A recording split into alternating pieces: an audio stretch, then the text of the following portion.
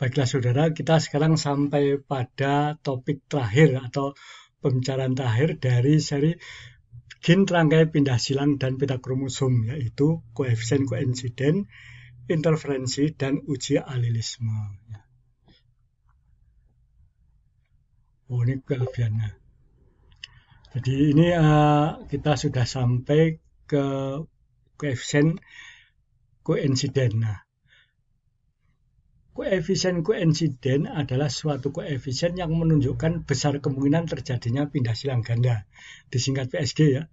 Nilai KK dihitung jangan dengan cara membandingkan PSG yang sesungguhnya, PSGS ya, dengan jumlah PSG yang diharapkan. Besarnya PSG yang diharapkan sama dengan perkalian dua dari kemungkinan pindah silang di satu tempat dengan pindah silang di tempat lain. Kemungkinan terjadinya pindah silang sama dengan persentase pindah silang. Ini kalau saudara ingat teori probabilitas itu, kemungkinan dua kejadian itu sama dengan kejadian satu, kemungkinan satu dikalikan kemungkinan dua. Interferensi adalah suatu nilai yang menunjukkan besarnya hambatan terjadinya pindah silang bila sudah ada pindah silang di dekatnya. Jadi bila sudah ada pindah silang di titik ini ya, berapa kemungkinan terjadinya pindah silang di titik ini? Ya. Besarnya ini adalah I ya, 1 dikurangi KK. Kita gunakan contoh yang sudah ada ya. Ini diketahui bahwa H dan SR jaraknya 35,5. SR dan E 8,7. Ya. Ini bila kedua pindah silang itu terjadi secara bebas, tidak terkait satu sama lain, maka kemungkinan terjadinya pindah silang ganda adalah 0,355 kali 0,87 atau sama dengan 0,0309. Kalau dibulatkan 0,31 ya. Ini berarti dengan demikian jumlah pindah silang ganda yang diharapkan 0,031 kali 1400 ekor sama dengan 43 ekor. 1400 ini jumlah ini semua ya. Ternyata yang sesungguhnya itu hanya 7 ekor. Yang diharapkan adalah 43 ekor ya. Nah, ini 7 ekor dan berarti ini kan cuma 0,5% ya. Berarti ada penurunan dari jumlah yang diharapkan. Fenomena ini dinamakan interferensi ya. Untuk mengkuantifikasikan besarnya interferensi tersebut digunakan suatu koefisien yang namanya koefisien interferensi, disingkat KI. Kadang-kadang ya ditulis I saja. Nah, untuk menghitung interferensi harus dihitung koefisien koinsiden. Rumusnya adalah koefisien koinsiden ini pindah silang yang ganda yang sesungguhnya dibagi pindah silang ganda yang diharapkan. Nah, ini 7 yang sesungguhnya yang diharapkan 43 ya, ketemunya 0,16 ya. Artinya pindah silang yang sesungguhnya hanya 16% dari yang diharapkan.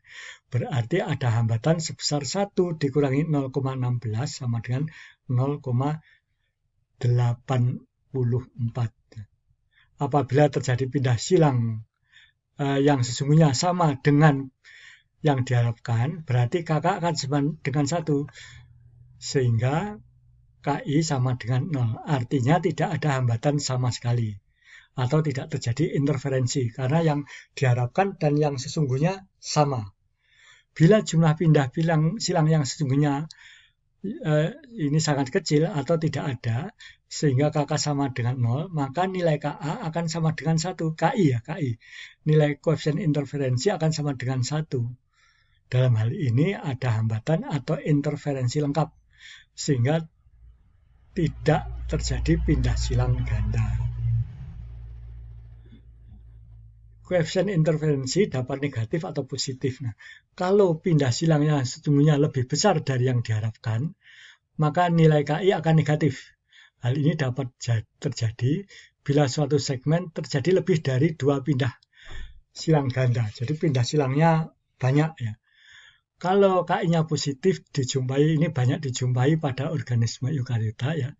Pada umumnya makin dekat suatu gen, maka nilai KI akan semakin besar. Ya. Pengamatan pada lalat Drosophila menunjukkan bahwa bila jarak 2 gen kurang dari 10 cm akan terjadi interferensi lengkap, sehingga tidak memungkinkan terjadinya pindah silang ganda. Hambatan ini ternyata disebabkan oleh faktor fisik. Ya. Nah, bagaimana dengan akurasi peta kromosom? Ya? Secara teori, frekuensi terjadinya pindah silang antar 2 gen itu diharapkan berhubungan langsung dengan jaraknya. Dalam kenyataannya, ternyata frekuensi yang terjadi lebih rendah dari jaraknya. Selain itu, bila letak kedua gen semakin terpisah jauh, ya, petanya jadi jaraknya makin lebar maka hasilnya semakin tidak tepat. Berarti akurasinya semakin turun. Nah, ketidaksesuaian ini dapat dijelaskan berdasarkan dua hal. Adanya pindah silang di antara 2 gen, tetapi pindah silang ini tidak dapat dideteksi. Ya. Jadi panjang, di sini banyak pindah silang tapi tidak terdeteksi. Ya. Penjelasan lain adalah berdasarkan frekuensi munculnya suatu peristiwa yang mengikuti hukum atau distribusi Poisson. Nah ini ya, 3 tipe pindah silang, ini tipe parental, ya, tipe rekombinan, dan ini kromatid yang tidak homolog. Ini kromatid yang homolog, ya. Pada peristiwa A, ya, pindah silang ganda tidak terdeteksi. Ya, kita ulangi lagi, ya. Pada peristiwa B, ya, 50% terdeteksi. Ya. Ini karena ada pindah silang lagi ini. Satu, kemudian pindah silang dengan kromatid yang lain. Nah, ini yang tidak terdeteksi. Yang C ini semuanya terdeteksi. Pindah silang hanya terjadi di antara 2 kromatid yang tidak homolog. Nah, itu tidak terdeteksi.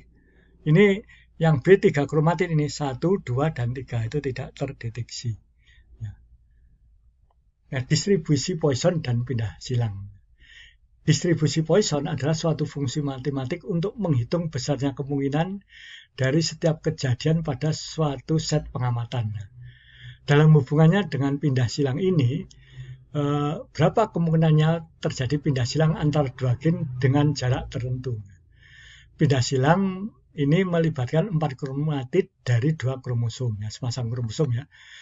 Nah, frekuensi yang paling sering terjadi, ya, hanya melibatkan 2 kromatid. Dengan kata lain berarti hanya 50% gamet, yang menunjukkan adanya tipe rekombinasi. Nah, angka setengah ini, ya, kemudian dianggap sebagai angka rata-rata terjadinya pindah silang. Selanjutnya, dengan menggunakan distribusi Poisson, dihitung berapa kemungkinan jarak pada 1 centimorgan, 2 centimorgan, dan seterusnya. Bila hasil hitungan ini dibandingkan dengan rumusan teori bahwa jarak antar gen menunjukkan besarnya persentase pindah silang, ternyata hitungan dengan distribusi Poisson menunjukkan kemungkinan yang lebih rendah dari asumsi teoritis. Ya. Nah, sekarang kita ke uji alelisme.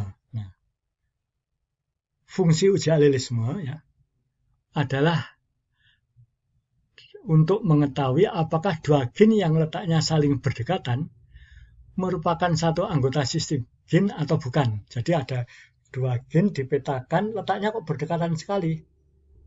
Ini sebetulnya 1 gen atau 2 gen. Nah, gitu, ya. Misalnya golongan darah ABO, ya, itu kan 1 gen, ya. Kemudian A dan B itu 1 gen apa tidak, nah itu yang misalnya harus dicari, ya. Nah, pada lalat Drosophila, ya, ini terdapat 2 alel mutan yang bersifat dominan, yaitu lira dan stabel. Alelnya, ya, merupakan anggota gen yang terletak pada lokus 40, sedang SB, ya, ini letaknya pada 58. Keduanya berada di kromosom 3.